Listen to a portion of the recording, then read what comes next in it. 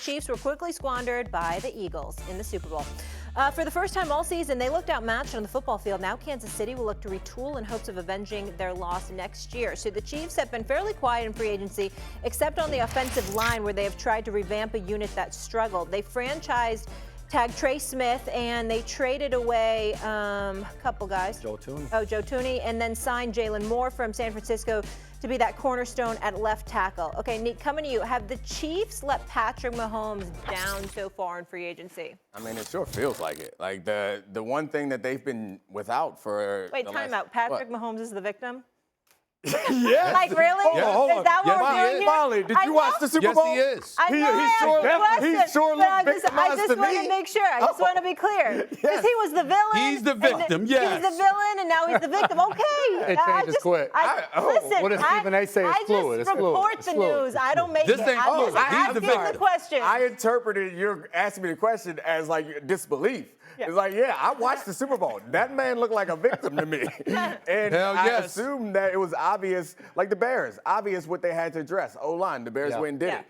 The Chiefs lost their best O-lineman. Their guard, who was also their best tackle, left. And the way that they answered it was by getting a backup tackle from the 49ers to be the best quarterback in the league, his blindside protection. Like, it does feel like they failed him. They've tried to fix this position through the draft in the past. They've tried to sign right tackles to make them left tackles. And now they're trying to sign a backup tackle to make him a starting tackle. I don't know how we argue that there was one big thing that they had to solve this year was their offensive line. And they haven't solved it yet. So, yeah, I think they failed. I'm going to say no on this one. When you're building a dynasty, you're going to lose players. That's just the fact of the matter. New England Patriots. Exactly. And you can even say it about the Kansas City Chiefs. Tyreek Hill, they watched him walk out of the door. Orlando Brown was another guy. Last year, L'Jarius Sneed left, and we talked about the hole that left in the secondary. All season long, we talked about they need to find a replacement at cornerback, too. They never did, and this was still a team playing in the Super Bowl. So I think part of building this dynasty is you have to find ways,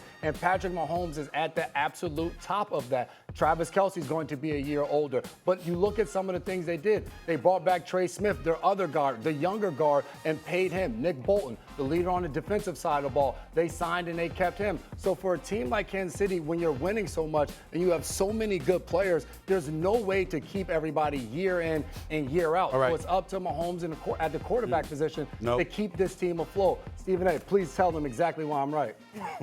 You're wrong. And the reason why I say that you're wrong is because here's the reason why. First of all, you know, Patrick Mahomes, obviously, one of the primary things that the Chiefs have to address is your left tackle situation. Because you had 4 dudes playing that position this past season. And then you act like you've come to the rescue for Patrick Mahomes by going out and getting this cat Jalen Moore, who's primarily been a backup. I don't know if that's the answer to the prayers at the left tackle spot. So that's number one. That's a big, big key thing to point to there. What I'm saying is this. When you look at Patrick Mahomes and whether or not they've let him down, the number one thing you have to do for the quarterback is to protect him. Number two, what you also have to do is you got to remember, you got to get a running game. And Pacheco can ball, and I got that. He got injured last year and what have you. But you see that, yeah, Kareem Hunt come in there and do some things. But in the end, when you look at the Kansas City Chiefs, Tyreek Hill walking out that door, it's a big, big deal. You want me to tell you why? Because it was impossible to stack the deck at the line of scrimmage when Tyreek Hill was out there. Because you could throw that brother a screen pass and he could take it to the house. Yep. See, something like that, having a bona fide big-time threat like that also assists in taking the pressure off your quarterback, okay? It also keeps him healthy, too. Those are the kind of things that you have to look at. Now, obviously, they offered Tyreek Hill some money. Miami came to him with about $72 million. You know, depending on what reports you believe or whatever, it was like a $5 to $6 million a year gap, $6 million gap total, rather, that is. And maybe he should have stayed, and you could get on him about that, too. But if you're the Kansas City Chiefs, you have to do everything you can to exhaust yourself to protect Patrick Mahomes. One could easily argue they did not do that. And then on top of it all in the Super Bowl, let's call it what it is. The Eagles didn't beat them. They beat their ass. They stomped them, okay? It was embarrassing. And I challenge anybody to show me one game in the career of head coach Andy Reid where his team seemed completely obliterated and totally ill-prepared to deal with the onslaught that came their way. There was no answer. None. They literally looked, I mean, it was bad. It was bad. I've never seen an Andy Reid team look like that. The major reason why I think that they let him down is you can cut corners, and I agree with you. As you're building a dynasty, you're going to have to let some guys go, and you're going to have to compensate in different ways, and they've done an amazing job of doing that so far. But there's one place where I feel like it's almost impossible to compensate for. And if we think about the Super Bowls that they've lost, it was because of that position. Because of the offensive line in general, not just the left tackle, but because of protection. So I don't know how you do this over and over again without having some real legitimate support for them. And I understand left tackles aren't cheap, but I'd be more prone to go cheap elsewhere. Like they were rumored to be in the conversation for Ronnie Stanley, who re-signed for the Ravens for less than I think he probably could have gotten. If I'm the Chiefs, you go in hard and go get a tackle like that, and that solidifies your offensive line and starts to put you in a direction where you can win, because I believe that if you protect Patrick Mahomes, ain't nobody you can't beat.